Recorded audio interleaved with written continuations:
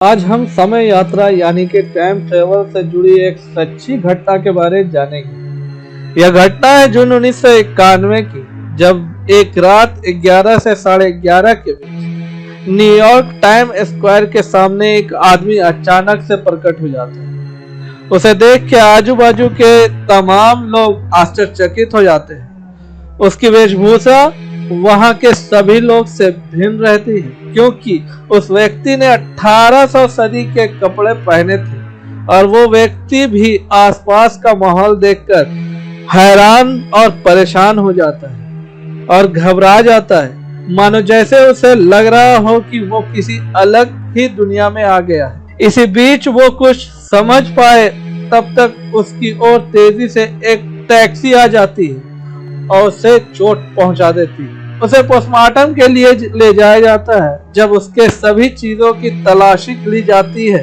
तब उसके पास से बहुत ही आश्चर्यचकित कर देने वाली चीजें मिलती हैं। उस चीजों में तांबे का एक टोकन था, एक बिल जिस पर घोड़े के तबेले का पता और नाम लिखा था, एक बिजनेस कार्ड था जिस पर रोडोल्फ फेंस नाम लिखा था और उस पर 5th एवीई इस प्रकार का पता था, और उसके पास से $70 पुराने नोट थे जो एकदम नए लग रहे थे, और एक खत था जिस पर 1976 का स्टैंप लगा हुआ था।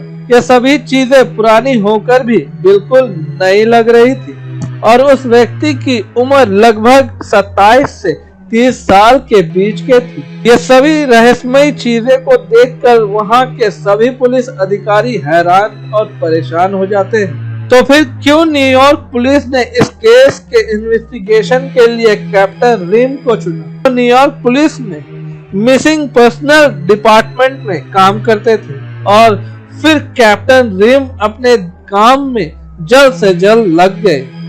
उन्होंने उस बिल और टोकन के अनुसार तबेले और सैलून की खोज करनी शुरू कर दी, पर ऐसी जगह उन्हें कहीं नहीं मिली। उन्होंने वहां के बड़े बुजुर्ग व्यक्ति से भी बात की, उनको भी उस जगह के बारे में मालूम नहीं था, पर उस बिजनेस कार्ड से जो पता मिला वहां पर 5th एवीई का ऑफिस था, पर वहां कोई रोडोल्फ फिंच नाम से व्यक्ति कोई भी नहीं जानता था उसे। अब उसके पास मिले बिजनेस कार्ड से ही उसे रोडोल्फ फिंच नाम से ही जाना जाने लगा।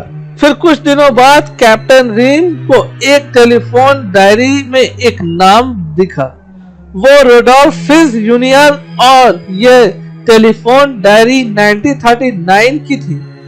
तो फिर कैप्टन रिम्स जल्द से जल्द उस पते पर गए, पर वहां जाके पता चला कि रोडोल्फ फिंच जूनियर की मौत 5 साल पहले हो चुकी है, मगर उसकी विधवा पत्नी फ्लोरिडा में रहती थी। उनके पति का पता मिलने के बाद कैप्टन रिम्स उनसे मिलने गए। तो फिर रोडोल्फ फिंच जूनियर ने पत्नी ने जो बातें बताई वो बहुत ही चौंका देने वाली थी।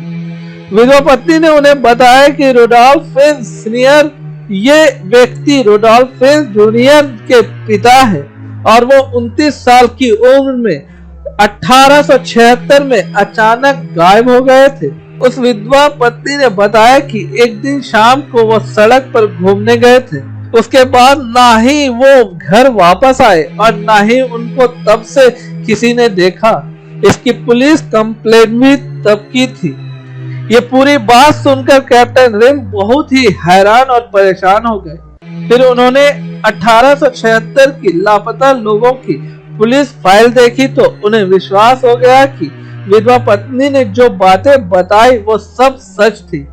उस फाइल में जिस व्यक्ति का हुलिया और वेशभूषा का वर्णन किया था, ठीक उसी तरह व्यक्ति से मेल खा रहा है जिसे उस सड़क दुर्घटना में हादसा हुआ था।